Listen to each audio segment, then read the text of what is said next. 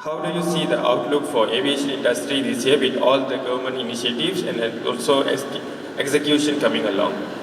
Well, we are very hopeful that the aviation sector can rebound strongly in 2024 because number one, there is a actual demand.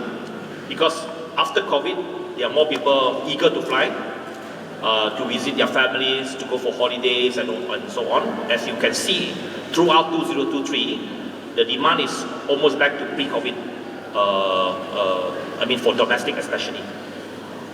Moving forward 2024, we expect that it will be a stronger growth for the aviation sector because number one, not only domestic travel continue to be high, we expect that international travel to be high as well, with a few steps taken by the government, especially on the relaxation of visa requirement for Chinese and Indian tourists.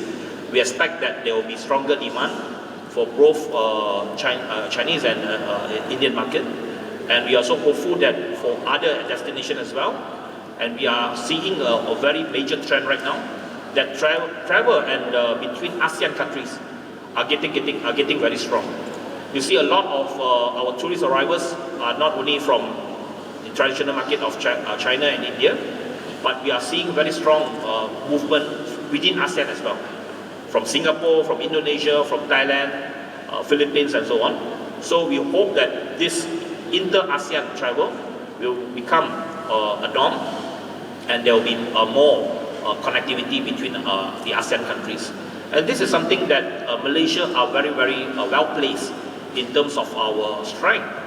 Of course, Asia started off, in the past almost 20 years, they have been very focusing on the ASEAN market, which has a lot of connectivity between ASEAN cities.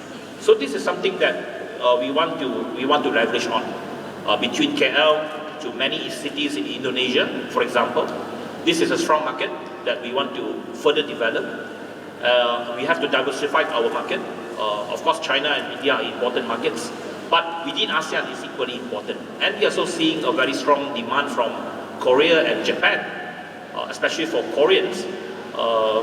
The arrival in Sabah is very strong and very good demand from the Korean market for Sabah destinations. So these are all positive indicators which we think will help to propel the aviation sector moving forward. And 2024 should be the beginning year in terms of welcoming Visit Malaysia Year 2026. That's why it's not only about 2024. We are preparing ourselves towards 2026, which you will see there will be a peak in terms of our tourist arrivals in 2026. But having said that, of course, the challenges are not only faced by the airlines company.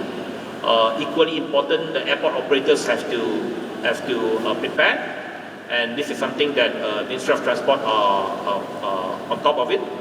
We are monitoring closely the developments of our airports as well. Some of the issues faced by the airports, we have to solve it as soon as possible, including the aerotrain in KYA, and we know that a lot of demands in terms of improving our airport facilities, not only in KL, but also KK, Penang, and some other major airports. So all these are being executed at the ministry level, and we hope that we can help, that the entire ecosystem can help to facilitate the growth of the aviation sector. And including, of course, we also have to extend our thanks to the Ministry of Home Affairs, because they are also putting in a lot of efforts in terms of improving the immigration process.